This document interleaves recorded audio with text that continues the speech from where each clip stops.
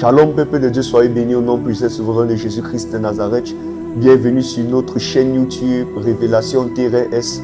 Je suis le prophète Kenneth et je vais t'entretenir sur un thème qui va bénir ta vie, un thème révolutionnaire, certes qui peut toucher également la destinée, mais qui sera beaucoup plus centré dans le domaine de la dédicace et de la réclamation.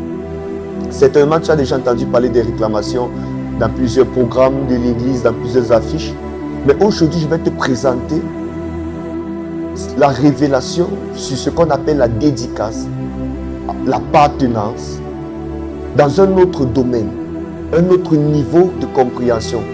Ça te permettra de mieux te situer dans le temps, ça te permettra de mieux prier, de mieux aborder l'action que Christ est venu manifester sur la croix pour nous. J'espère que tu es prêt. On va ouvrir la parole de Dieu dans le livre de Genèse chapitre 3, du verset 10 au verset 17. Je vais lire. Je t'ai entendu dans le jardin et j'ai eu peur car je suis nu. Alors je me suis caché. Dieu dit, qui t'a appris que tu es nu? Aurais-tu mangé du fruit de l'arbre dont je t'avais défendu de manger? Verset 12, Adam répondit, c'est la femme que tu as placée auprès de moi qui m'a donné du fruit de cet arbre et j'en ai mangé.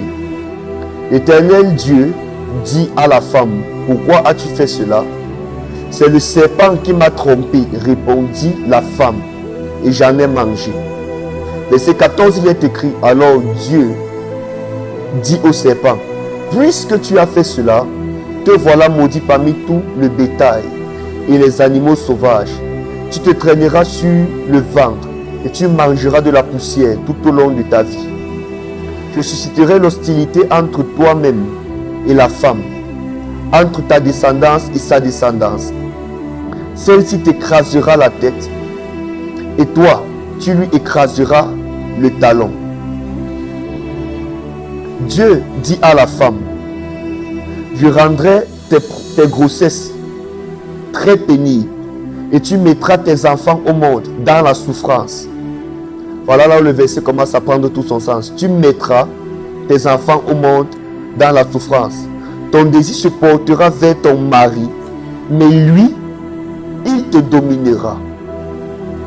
Verset 17, il est écrit, il dit à Adam, puisque tu as écouté la voix de ta femme, et que tu as mangé du fruit de l'arbre dont je t'avais défendu de manger, le sol est maudit à cause de toi.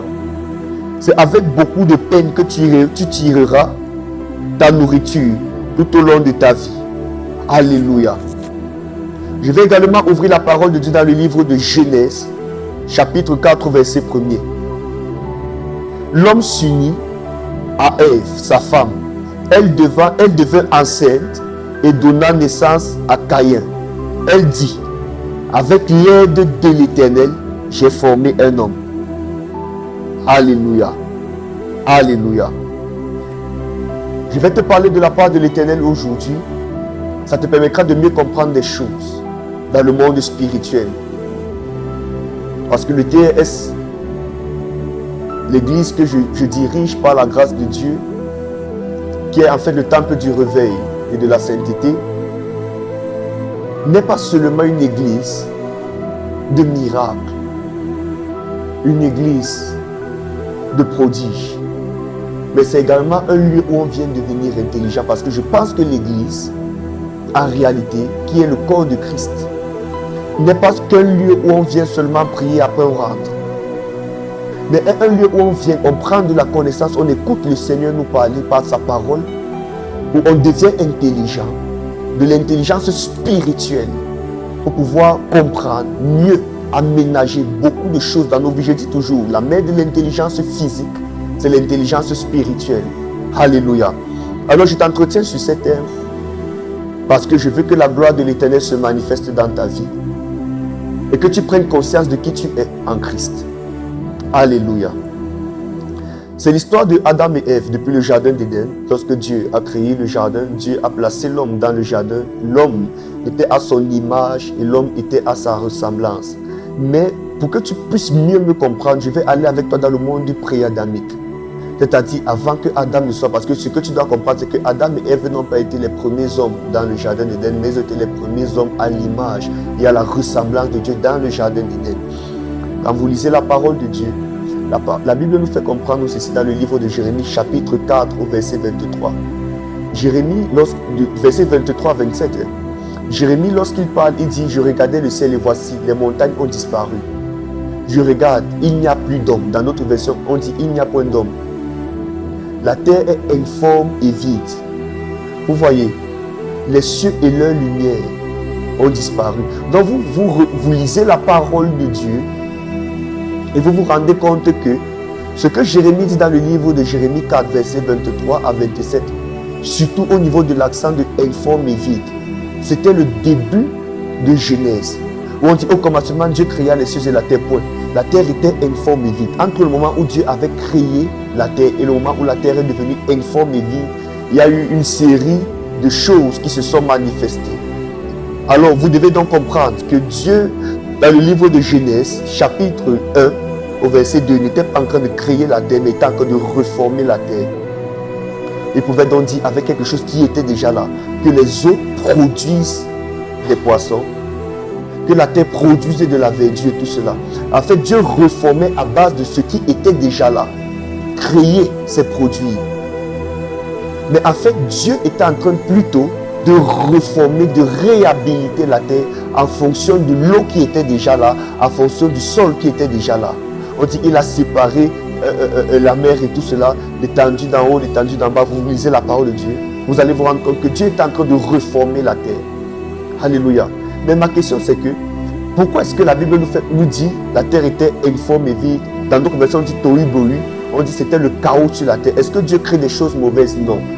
C'est que ça revient au monde pré-adamique où Dieu, ce grand Dieu qui a créé les cieux et tout ce que les cieux renferment, les anges, les êtres spirituels, les trônes, les archanges, tout ce que vous voyez, vous connaissez du ciel. Dieu avait tout créé à la base. Et il y avait un esprit. Cet esprit était un média entre les premiers occupants de la terre avant Adam et Dieu. Quand vous lisez bien la parole de Dieu dans le livre de Ézéchiel chapitre 14, Ézéchiel 28, vous lisez Ésaïe chapitre 15, on nous parle de Satan comme étant un commerçant. Quelqu'un qui manifestait un commerce avec les êtres sur la terre. C'est la raison pour laquelle, quelque part dans le livre de Ézéchiel 28, Dieu dit ici, je vais susciter de nouveaux rois, je vais t'humilier devant eux. Donc les nouveaux rois, en réalité, c'était la génération, la race d'Adam.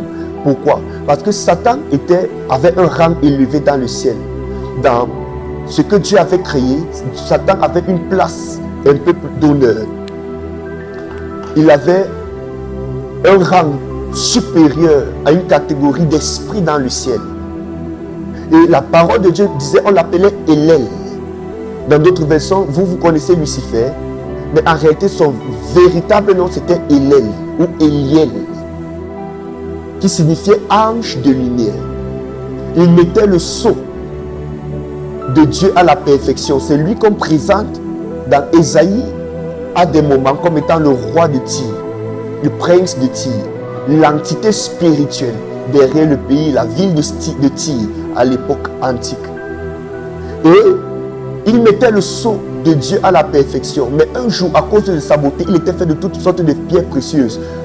Il était éclatant, il était beau de figure. Et il a vu sa beauté l'a séduit, son éclat l'a séduit. Et quand la séduction est montée dans son cœur, il voyait des anges qui pouvaient être soumis à son autorité. Et il s'est dit qu'il pouvait élever ses étoiles au-dessus des étoiles de Dieu. À cause du petit pouvoir qu'il avait eu, il disait qu'il va être semblable à Dieu, il va être égal à Dieu. Mais comme personne n'est semblable à Dieu, il y a eu une guerre dans le ciel et il était précipité du ciel, il est descendu sur la terre. Et lorsqu'il a été chassé du ciel et qu'il est descendu sur la terre, la parole de Dieu nous fait comprendre ceci. Dieu a décidé, donc l'archange Michel déjà a dit malheur à la terre et à la mer, parce que le diable est descendu vers vous, animé d'une ardente colère, parce qu'il a été chassé du ciel. Et il est venu se loger au niveau de la terre et au niveau de la mer. Alors Dieu a reformé la terre, il a reformé la mer. Mais on dit que l'Esprit de Dieu se mouvait au-dessus des eaux dans le but d'empêcher. On dit le roi Elohim, l'Esprit de Dieu, se mouvait au-dessus des eaux dans le but d'empêcher le diable qui était tombé de venir voilà, gâter ce que Dieu est en train de reformer. Est-ce que je parle à quelqu'un ici? Comment?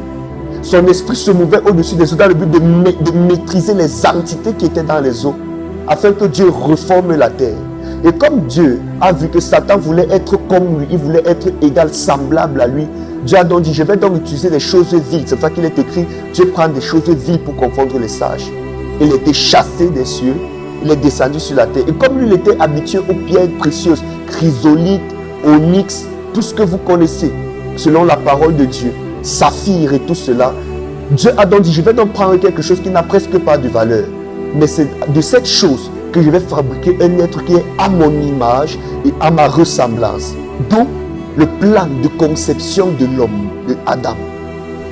La parole de Dieu nous fait comprendre que Dieu a pris la terre. Et lorsqu'il a eu à prendre la terre, il a formé un corps. Il a soufflé dans ce corps. Il fait comprendre à Satan que ce n'est pas à cause de l'enveloppe, de l'apparence, mais c'est mon esprit dans la personne. Il a soufflé et Adam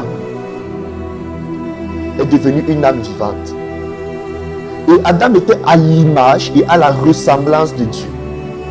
C'est-à-dire la quatrième figure de Dieu sur la terre, le représentant de Dieu sur la terre, c'était Adam.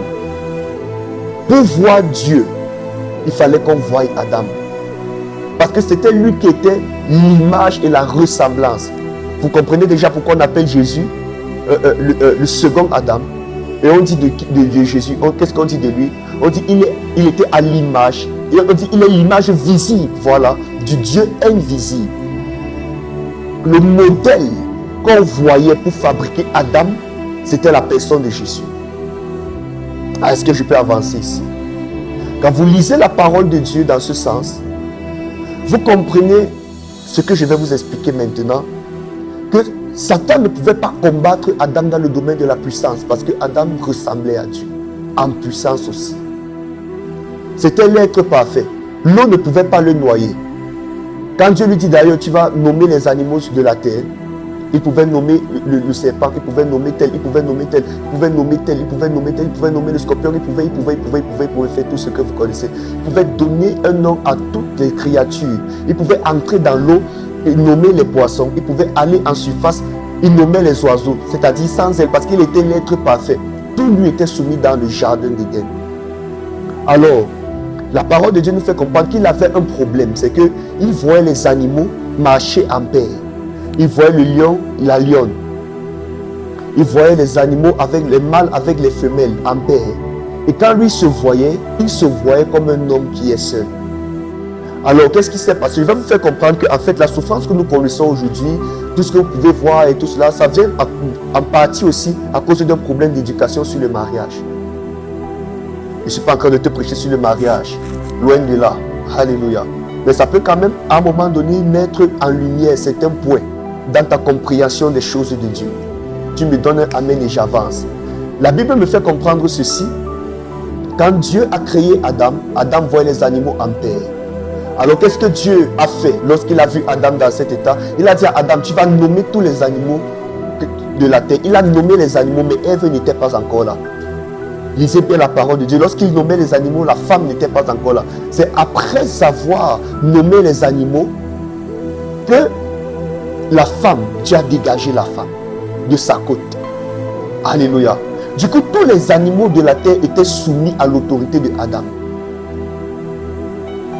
Ce qui fait en sorte que même si Satan passait par le serpent, son œuvre ne pouvait pas être complète. Il fallait qu'il passe par une créature qui pouvait parler d'égal en égal. Parce que Dieu avait dit à Abraham, à Adam, je vais te faire une aide semblable. Lorsqu'on dit semblable, ça veut dire son vis-à-vis. Quelqu'un qui ressemblait à Adam. Aussi bien en puissance, aussi bien en apparence. C'est la raison pour laquelle le but de Satan, c'était de passer par une créature similaire à Adam pour pouvoir manifester toute sa méchanceté.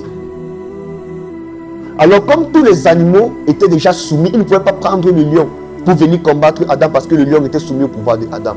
Prendre le buffle parce que le buffle était soumis à son pouvoir. Prendre le rhinocéros, les dinosaures s'ils existaient, pour venir combattre Adam, il ne pouvait pas le faire. Parce qu'aucun de ces esprits n'avait un rang supérieur ou égal à Adam. Alors, qu'est-ce qui s'est passé? Il a utilisé l'ignorance. C'est la raison pour laquelle, alléluia, je prêche des messages, je sais qu'ils ne sont pas souvent faciles pour les bébés spirituels, mais le problème de l'église aujourd'hui, c'est l'ignorance. Lorsqu'on nous a dit que si on ouvre la Bible et qu'on lit la Bible, on va devenir fou. À cause de tout ce qu'on a entendu, ça a permis à ce qu'on ne puisse pas manifester effectivement la nature de Christ en nous. On a donné la parole de Dieu à une catégorie de personnes. C'est pour ça que vous qui suivez mes messages, soyez des amoureux de la parole de Dieu. Je suis prophète de ministère. Alléluia. Mais ça ne se limite pas là. Il faut ramener la connaissance de Dieu dans l'église parce qu'il est écrit dans le livre de Jean 8 au verset 32, tu connaîtras la vérité et la vérité t'affranchira. Une vérité que tu ne connais pas ne peut pas t'affranchir. Une vérité qu'on ne te révèle pas, que tu ne connais pas, ne pourra pas t'affranchir. Alors Dieu fait tomber Adam dans un profond sommeil et il dégage la femme de la côte de Adam. Alors, j'entre un peu dans le cœur de Ève. La femme est préconçue, prédisposée à aider l'homme. Mais cependant, toi, tu es une femme et tu vois un homme qui est déjà propriétaire terrien, qui a déjà nommé tous les animaux de la terre. Du coup, elle, dans son cœur, c'est que je peux l'aider en quoi? Puisqu'il a déjà été comblé de tout. Du coup, ça a généré une frustration dans le cœur de Ève. Et Dieu a observé la chose. Alléluia. Et Satan également a observé la même chose. Parce que Satan, qui était déjà infiltré dans le jardin d'Éden, a eu le temps d'étudier le foyer de Adam et Ève. Et Adam, qui ne passait pas trop de temps avec sa femme. Tu vas me dire, mais prophète, comment tu peux dire cela? Alléluia.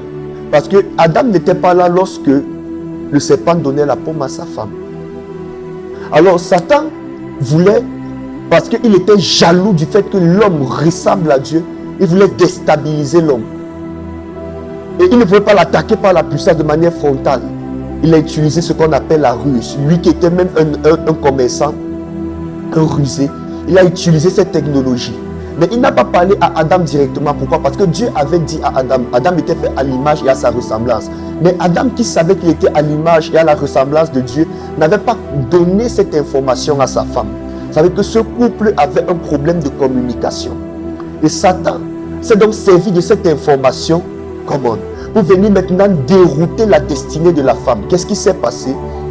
En ce moment, lorsque Adam n'avait pas parlé à sa femme, et que sa femme s'est éloignée, Dieu avait pourtant dit qu'il y a 2 arbres dans le jardin, tout ça, vous n'allez pas manger de ceci, vous n'allez pas manger de cela. Mais la femme, où est-ce qu'elle était lorsque Dieu disait cela? Alors elle a mangé de tous les arbres du jardin. Son mari lui avait dit, ne mange pas de cet arbre aussi. Mais il n'avait pas dit à la femme qu'elle était à l'image et à la ressemblance de Dieu. Qui sait, peut-être à cause d'un complexe de supériorité, je ne sais pas. Amen. Mais vous devez comprendre une chose, un principe dans le monde spirituel, celui qui donne, c'est celui qui domine. Celui qui donne, c'est celui-là qui domine. Tu ne peux pas dominer sans donner. C'est pour ça qu'il est écrit, mieux vaut la main qui donne que la main qui reçoit. Dieu a tant aimé le monde qu'il a donné son Fils. Afin que quiconque croit à lui ne périsse pas, mais ait la vie éternelle. Donc c'est celui qui donne, qui domine. Alors, Satan est entré dans un serpent parce que le serpent était rusé et lui-même il avait la ruse en lui. Il y avait quelque chose qui les liait. Parce que le monde spirituel, c'est une histoire de porte ouverte, de similarité. Jésus pouvait dire, Satan, il n'a rien de moi en lui. En fait, Satan était rusé et il a vu en le serpent l'application de la ruse. Et il est passé par cette application qu'on appelle ruse pour pouvoir déstabiliser le système de la création. Et quand il passe par le serpent vient et le serpent parle à la femme. Il dit à la femme, ok, parce que je vais paraphraser, je vais me mettre dans cette époque. Tu vois, où est ton mari? Il est parti de l'autre côté, tout cela. Et pourquoi tu ne l'aides pas? Je ne sais pas à quoi il peut lui être utile. Voilà, comme Dieu a-t-il véritablement, parce que vous ne mangez pas. Vous voyez un peu, Adam n'a pas amené sa femme dans un restaurant et le serpent l'a amené. Alors, quand il fait cela, Satan commence à causer avec la femme et elle s'ouvre à cet animal. Cependant, il dit, Dieu a-t-il véritablement dit? Vous savez, en marketing, c'est vrai que je n'ai pas fait marketing, mais je m'y connais. Parce que par la grâce de Dieu, je suis un peu intelligent. Pour que tu puisses vendre un produit, il faut créer la soif du produit à celui qui doit être l'acheteur. Il faut que tu crées l'envie à l'acheteur d'acheter le produit. Alors Satan emploie cette technique de marketing.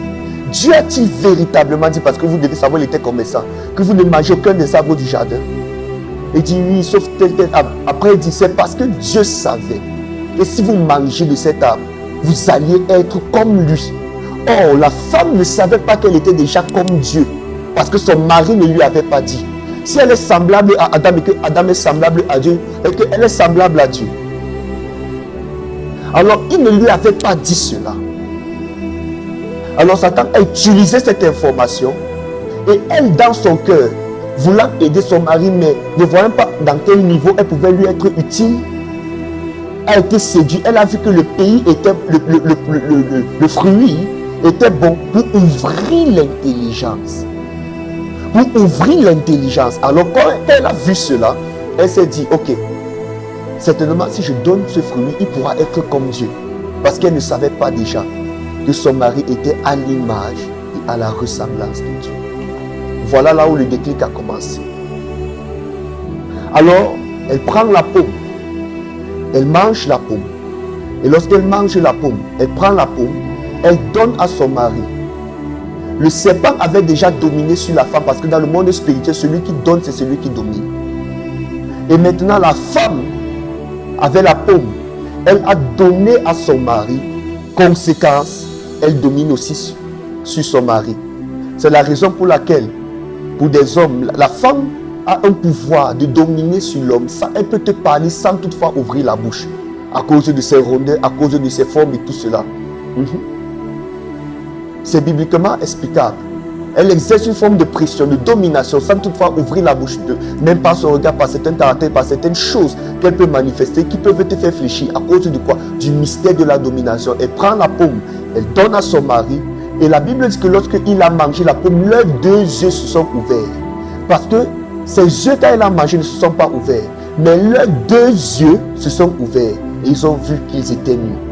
Parce que l'esprit de la femme dépendait du mari.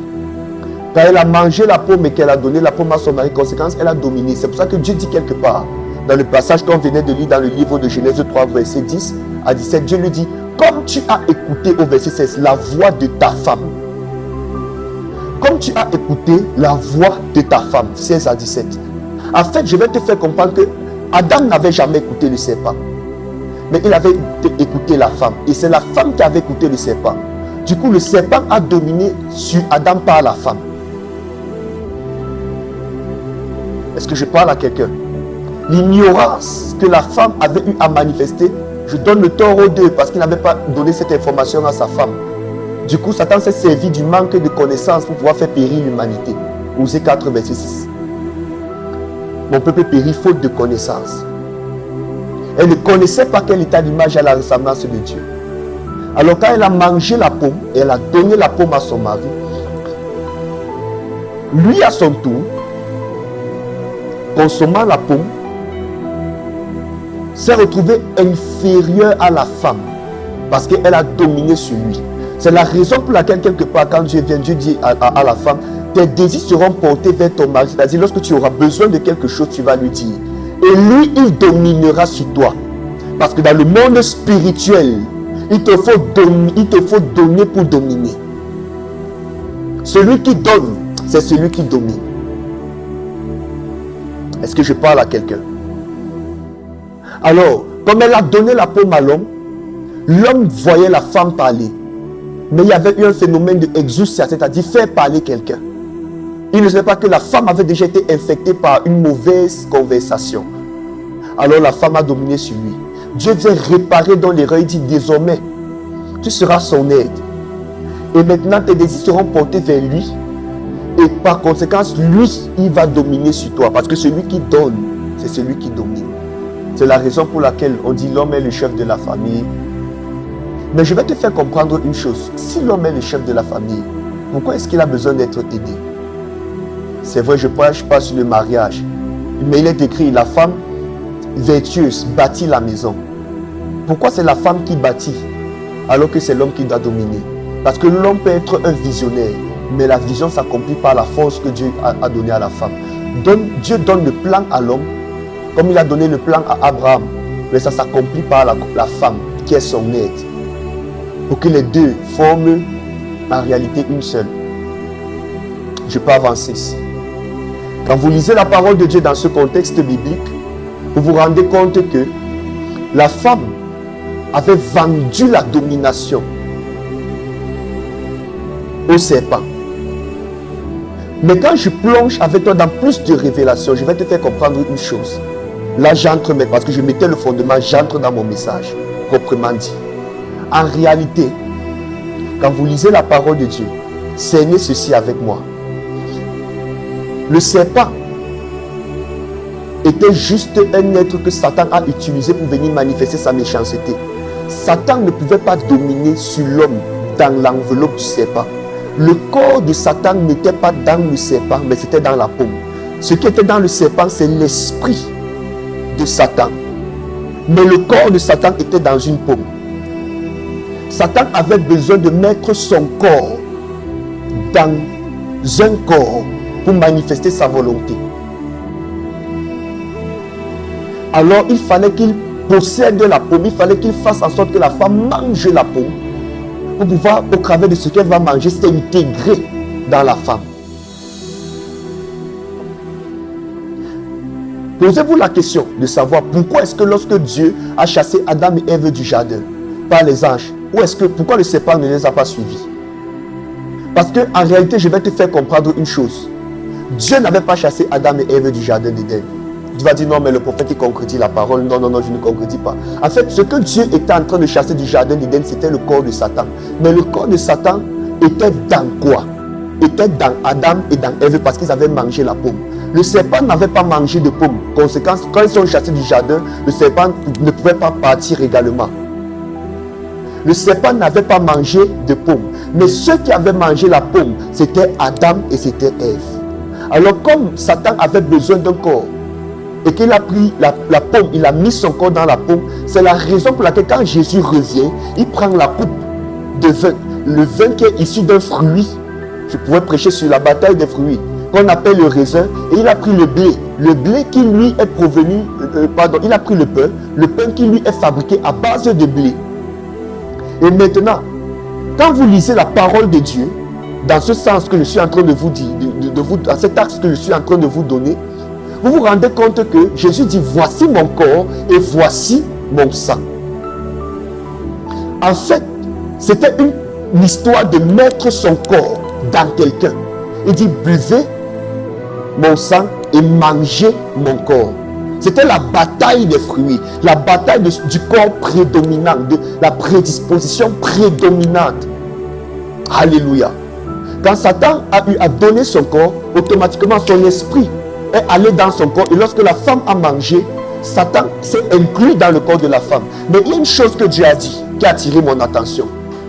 Quand nous lisons la parole de Dieu dans ce sens, Dieu dit ceci, la postérité de la femme. Dieu n'a pas dit votre postérité à vous deux. Dieu n'a pas dit ta postérité Adam et la postérité de Ève. Il a dit la postérité de la femme. Rien que ce verset nous faisait déjà comprendre ceci, que la femme peut avoir une postérité qui n'est pas forcément la postérité de l'homme. Parce que si Dieu disait votre postérité, c'est-à-dire la postérité de Adam, Jésus allait échouer. Alléluia.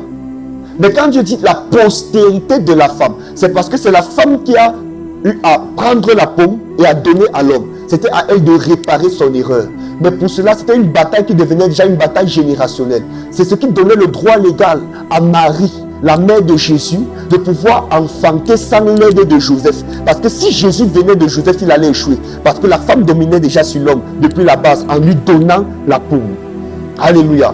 Mais quand la parole de Dieu nous fait comprendre ceci, il dit la postérité de la femme va dominer, va combattre, batailler avec la postérité du serpent, va écraser sa tête.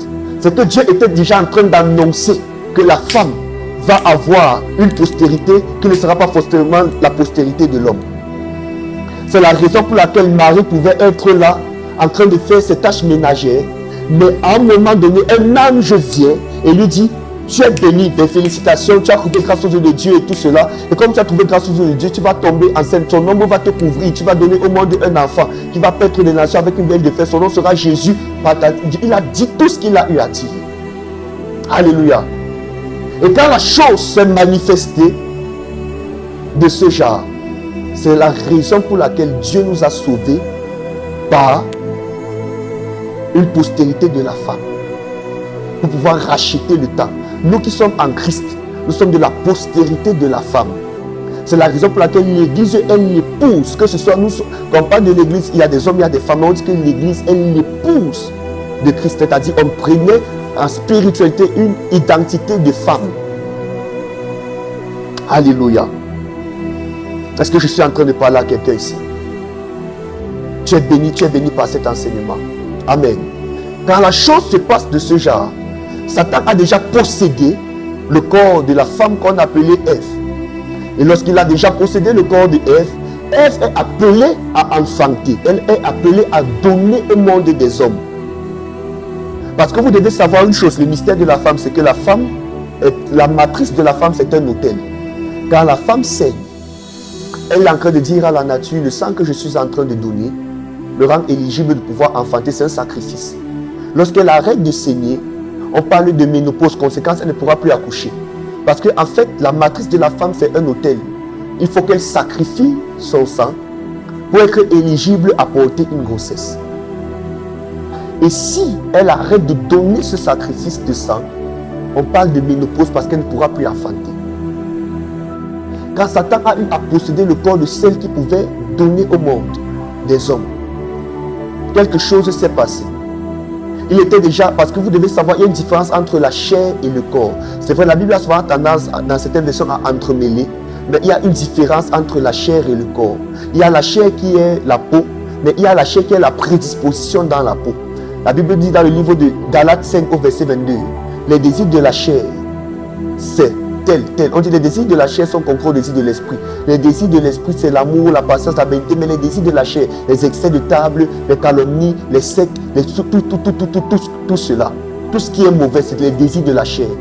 On parle ici d'une chair qui peut avoir des désirs, c'est-à-dire une prédisposition à faire la volonté de Satan. Est-ce que je parle à quelqu'un ici? Maintenant, la parole de Dieu dit dans le livre de Genèse chapitre 4, au verset 1er, l'homme s'unit à Ève, c'est-à-dire Adam s'est uni à sa femme. Elle devint enceinte et donna naissance à Caïn.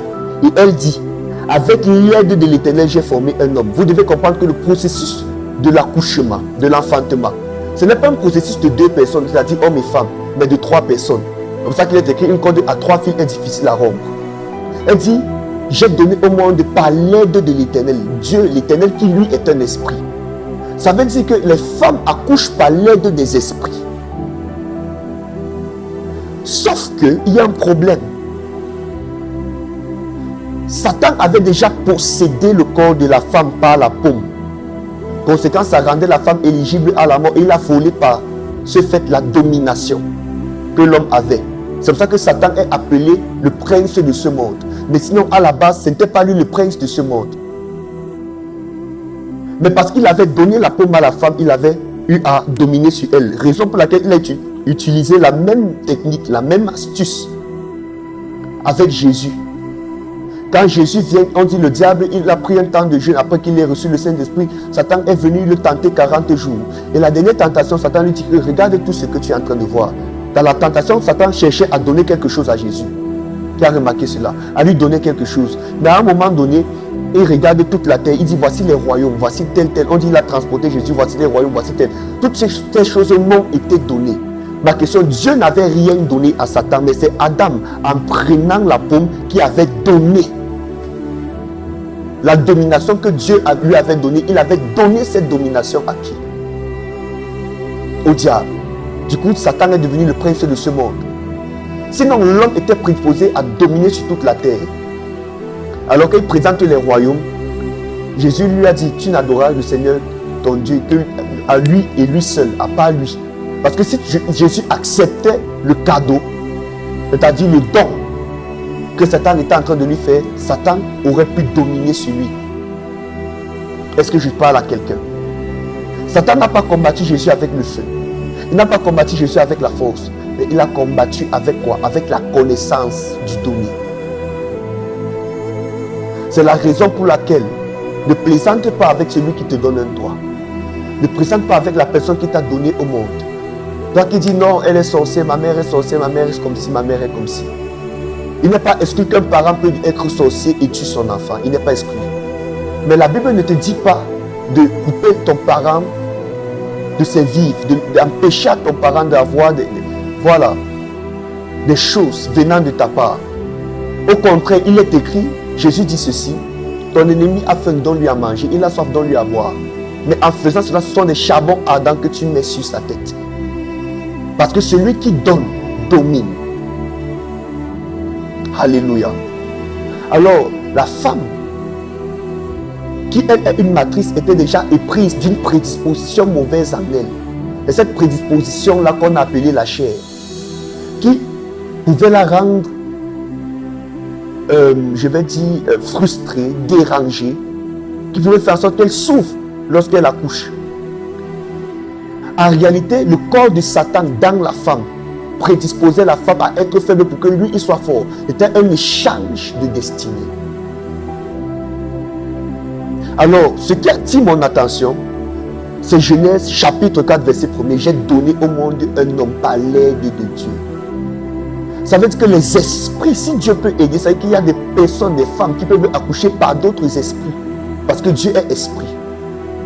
C'est la raison pour laquelle il y a des enfants qui sont nés, mais par les incantations maraboutiques. Où une femme est allée voir quelqu'un, vous dit je n'accouche pas, on a donné un gris-gris, elle a accouché, mais est-ce que tu sais que cet enfant que tu as accouché par le gris-gris qu'un marabout t'avait donné, il est dans ce monde, mais il n'est pas de ce monde. Il est dans ce monde, mais il est d'un autre monde, il est dédié à d'autres esprits. Il est là, mais il est dédié à d'autres esprits qui ne sont pas des esprits de Dieu. C'est là où j'ai parlé de la dédicace. À quelle entité tu as été dédicacé? Quelles sont les alliances que tes parents ont eues avec le monde spirituel avant que tu ne naisses? Qui t'a aidé ta mère à te donner la vie? Est-ce que c'est Dieu? Est-ce que c'est une pratique mystique? Est-ce que c'est un esprit dans le monde spirituel qui a contribué à ta naissance? Et tu aimes le Seigneur, mais tu ne comprends pas pourquoi tu es réclamé. Pourquoi par moment tu es au bord de l'eau, tu as l'impression que l'eau t'appelle. Qu'est-ce qui se passe dans ta vie? Parce qu'il y a des forces de réclamation. Il y a des esprits qui disent, quand ta mère devait accoucher, on l'a aidé. Et maintenant que tu es né, tu travailleras pour nous. Tu es disputé entre deux prédispositions. Quel est l'esprit qui t'a aidé à venir au monde? Tant que tu n'es pas au courant de cela, ta délivrance ne pourra pas être complète et parfaite. Alléluia. Je lis la parole de Dieu dans le livre de Matthieu, chapitre 12, du verset 43 au verset 45. Alléluia. Il est écrit ceci. Lorsqu'un esprit mauvais est sorti de quelqu'un, il est ça et là, dans les lieux déserts, à la recherche d'un lieu de repos, et il n'en trouve pas. Il se dit alors, mieux vaut regagner la demeure, ma demeure que j'ai quittée. Il y retourne donc et la trouve vide, balayée et mise en ordre. Il va chercher 7 autres esprits, encore plus méchants que lui, et les ramène avec lui. Ils envahissent la demeure et s'y installent. Finalement, la condition de cet homme est pire qu'avant. C'est exactement ce qui arrivera à ces gens de notre temps qui sont mauvais. Vous voyez, dans la version Louis II, la Bible dit que lorsque un esprit mauvais est chassé d'un corps et que cet esprit part, s'il ne trouve pas un lieu de repos, il revient dans sa maison. Il dit, allons dans notre maison. Et il trouve la maison balayée, nettoyée et lavée. Quand il dit balayer, nettoyer, c'est pour te dire quoi? Ce n'est pas une histoire de sanctification. Est-ce que je peux choquer la francophonie?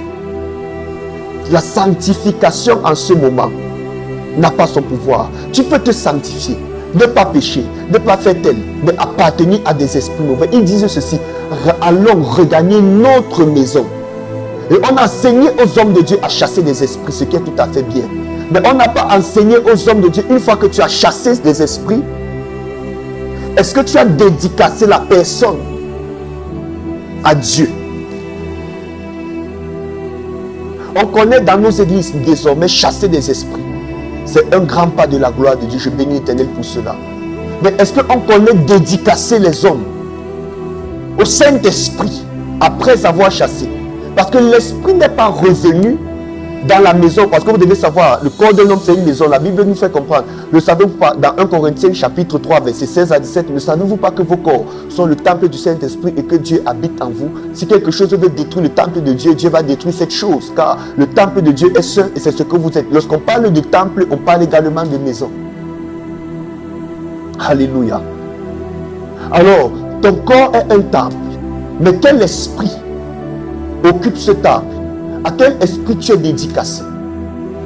Tu as été dédié. Lorsqu'on parle de dédicacer, par exemple, un son à quelqu'un, ça veut dire quoi? Ça veut dire que je chante ce son, mais je tague une personne pour dire ce son t'appartient. Alléluia. À quel esprit tu appartiens?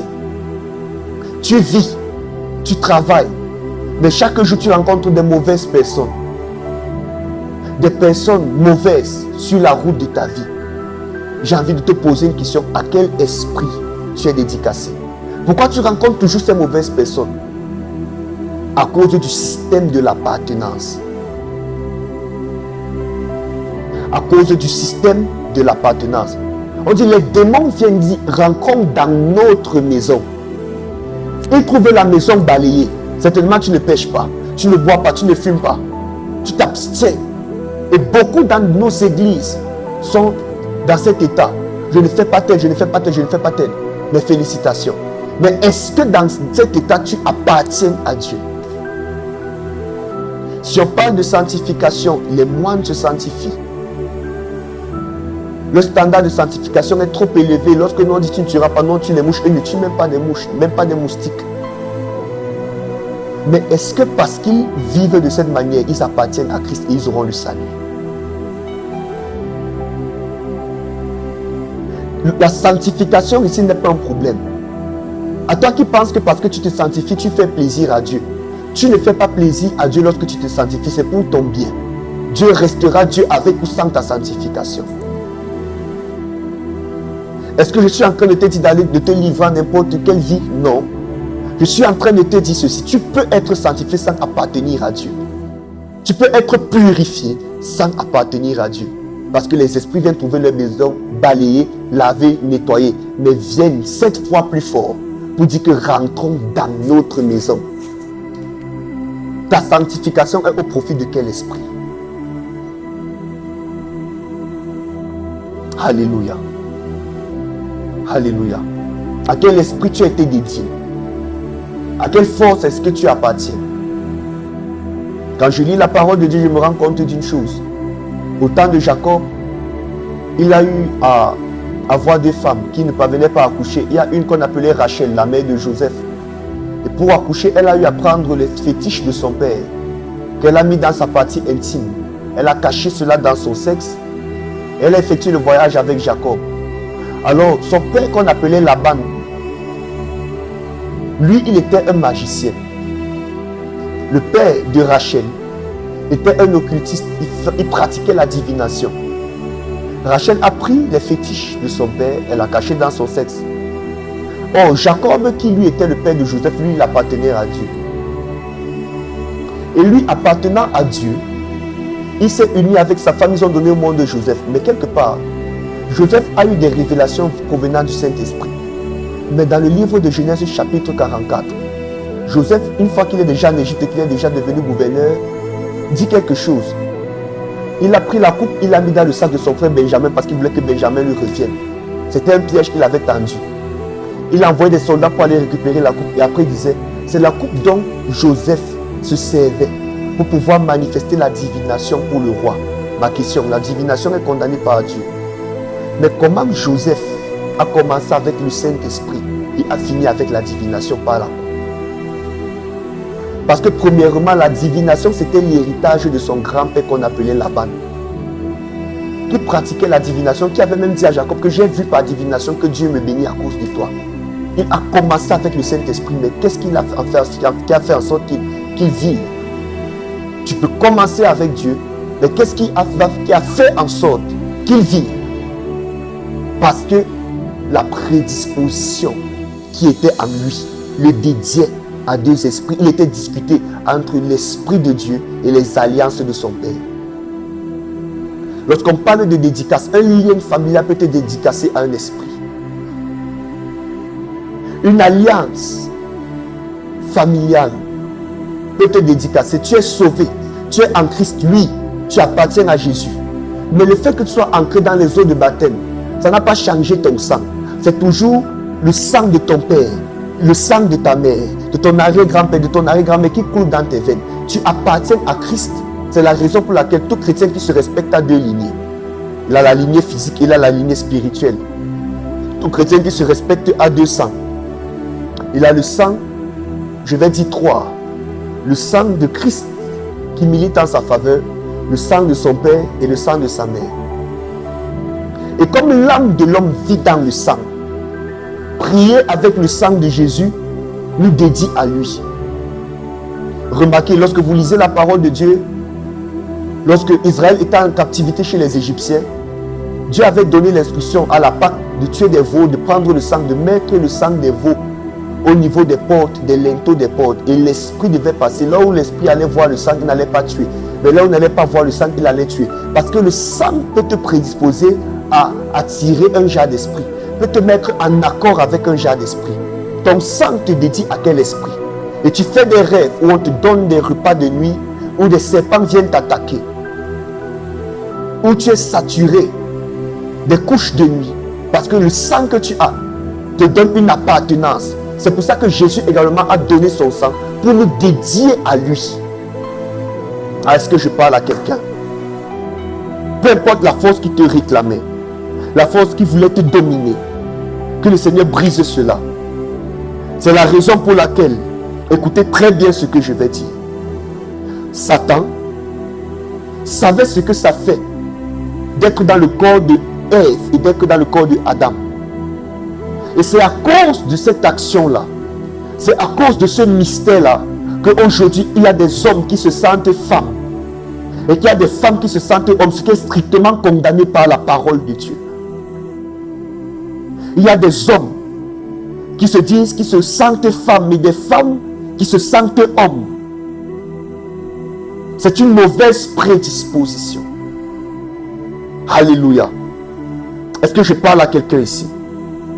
Quand vous lisez la parole de Dieu, que vous prêtez votre cœur aux Écritures, vous comprenez que le projet de Satan était préconçu à la base pour déstabiliser le système de gouvernance, de domination terrestre.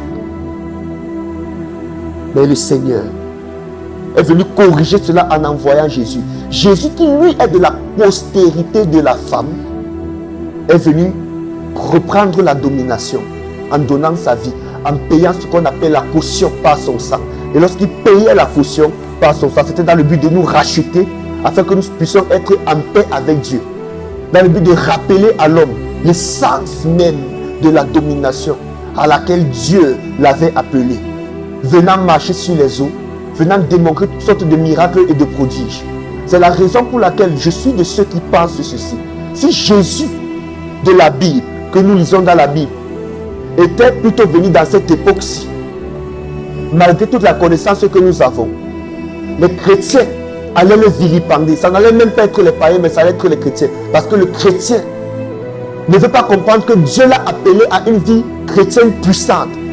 La Bible nous fait comprendre ceci dans le livre de 1 Corinthiens 4 au verset 2. Le royaume des cieux ne consiste pas en parole, mais en manifestation de la puissance de Dieu. Comment voulez-vous voir les miracles de Christ sans toutefois croire que Dieu n'est pas seulement une histoire de sagesse, mais une histoire de puissance? Il y a mon père, le prophète Joël Francis Tatou, qu'on combat dans les réseaux sociaux. Récemment, parce qu'il a dit qu'il était dans l'avion, et dans le règne spirituel, Dieu lui a montré le code de Wi-Fi de quelqu'un, et il s'est connecté au code de Wi-Fi de cette personne. Alors les critiques sont venues de partout. J'ai une question à poser à l'église. Est-ce que Jésus lui-même ne voyait pas dans le règne spirituel?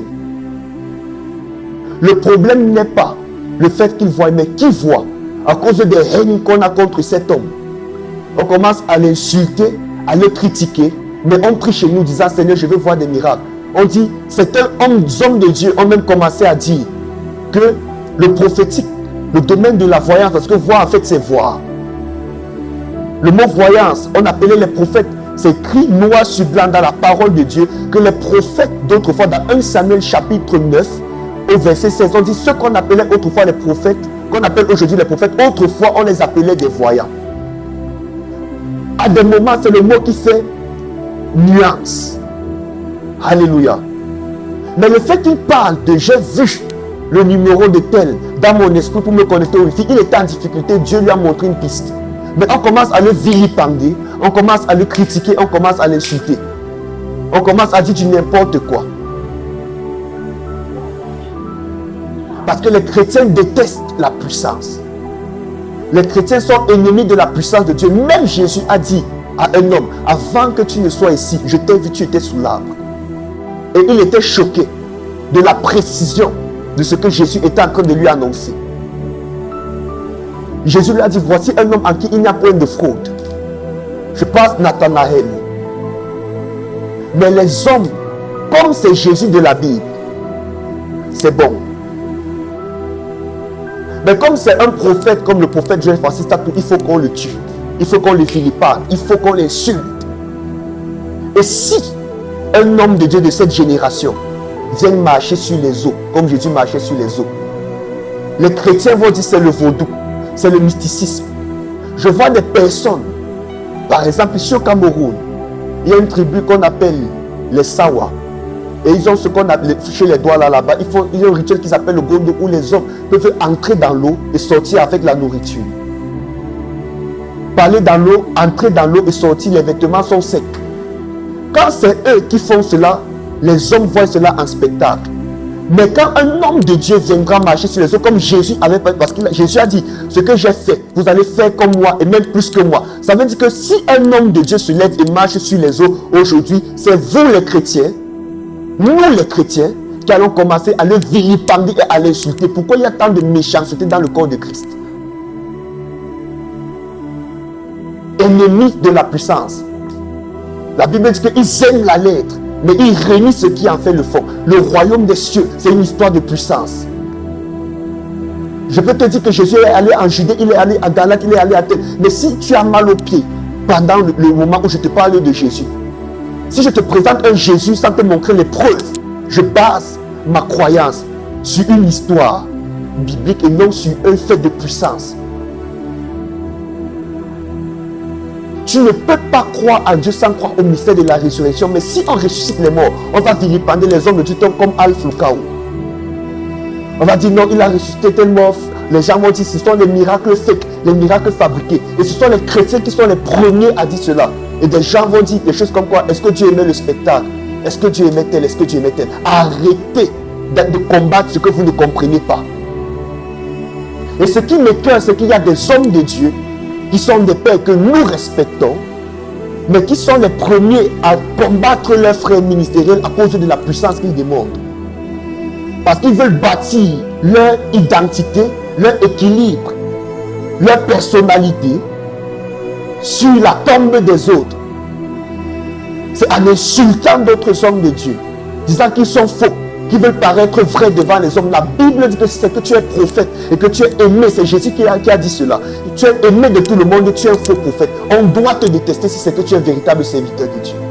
On doit te haïr. Et c'est même là où les gens combattent le plus que moi. Je pose mon regard pour dire pourquoi est-ce qu'on combat cet homme? Est-ce qu'on a raison de le combattre? Est-ce que je suis en train de dire qu'il n'y a pas de faux? Il y en a.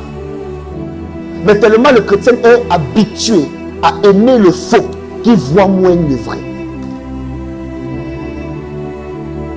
Arrêtez de combattre ce que vous ne comprenez pas, parce que l'histoire de la puissance de l'évangile, c'est une histoire qui se démontre, où l'apôtre Paul pouvait guérir des malades, ressusciter des morts. Son mouchoir guérissait des gens.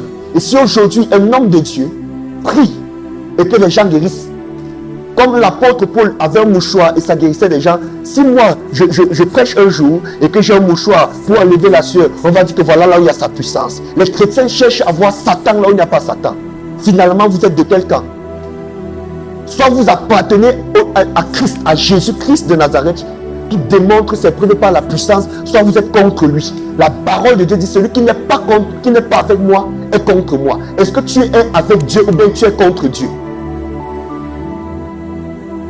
Un système où tu combats ton frère parce qu'il a péché de manière différente à ton péché. Vous deux avez péché, mais parce qu'il a péché de manière différente, tu ne vilipends. Ne combattez pas des choses que vous ne comprenez pas. N'attaquez pas des hommes sur lesquels Dieu, lui, il a mis son empreinte et il a mis son sceau. Même Jésus, on a dit de lui qu'il chassait les démons par la puissance de Belzébuth. Si on a dit ça de Jésus, on dira ça des prophètes de notre génération. Parce que Satan, c'est un calomniateur. Mais ceux qui vous présentent le faux, quand est-ce qu'ils vous présentent le bon? Ceux qui vous présentent le mauvais, quand est-ce qu'ils vous présentent le bon? Arrêtez de combattre ce que vous ne maîtrisez pas. Quelle est la prédisposition en ce moment-là qui parle? Parce que vous devez savoir une chose, la chair que je vais définir comme, parce que la chair c'est C-H-A-I-R, crucifier l'homme, prenez son âme, incitez-le à la révolte et à la rébellion. Voilà la signification de la chair. Crucifier l'homme, récupérer son âme et inciter-le à la rébellion. Alors, la Bible dit, si je vis, ce n'est plus moi qui vis, mais c'est Christ qui vit en moi. Parce que Jésus a également donné son corps et il a donné son sang. Comme Satan avait donné son corps et son sang par une pomme juteuse. Alors, quand on consomme Christ, Christ veut dire crucifié pour l'humanité, ressuscité, illimité, sanctifié, témoignage et terreur du diable. Voilà la signification de Christ. Crucifié pour l'humanité, ressuscité, illimité, sanctifié, témoignage et terreur du diable. Tout chrétien qui se respecte doit être une terreur pour le diable. Christ signifie également envoyé. Il doit être envoyé, il est envoyé pour faire trembler le monde des ténèbres. Aujourd'hui, on fait plus trembler la foi des hommes que de faire trembler le monde des ténèbres. Et même Satan, pour qu'il manifeste ses méchancetés, il a besoin de mettre plusieurs esprits, comme le fou de Gadara, des légions. 6000 esprits, c'est une légion. De les mettre dans un seul corps. Mais les chrétiens ne parviennent pas à être un seul pour hisser la puissance de Dieu au sommet. C'est un chrétien qui va accuser un autre chrétien, qui va insulter un autre chrétien, qui va combattre, humilier un autre chrétien. Pourquoi on ne peut pas être un seul pour le témoignage et la gloire de Dieu? Quelle est la prédisposition qui agit? Alors, Jésus donnant son corps est en train de signifier par ce don, c'est-à-dire l'appartenance du sang, de ton sang entre ses mains. Est-ce que je peux parler? Est-ce que je peux avancer? Est-ce que tu es béni par la parole que je suis en train de t'annoncer? Quand vous lisez la parole de Dieu, vous comprenez qu'il y a beaucoup de choses que nous faisons, que nous ne devions pas faire, que nous ne faisons pas, mais que nous devions faire. Mais c'est la grâce de Dieu, c'est le témoignage de la gloire de Dieu. qui arrive dans une période à venir dans l'église, la pluie de l'arrière-saison, où les chrétiens seront appelés à témoigner des bienfaits de l'Éternel par la puissance, par une grâce, parce que Dieu va libérer une puissance financière dans l'église. Et les chrétiens auront des nations. Ne seront pas seulement chrétiens dans l'église, mais chrétiens également hors de l'église. Que le Seigneur bénisse sa parole. C'était la partie 1. Vous êtes bénis. Abonnez-vous. C'était le prophète Kenneth. Soyez bénis au nom de Jésus-Christ de Nazareth. Shalom.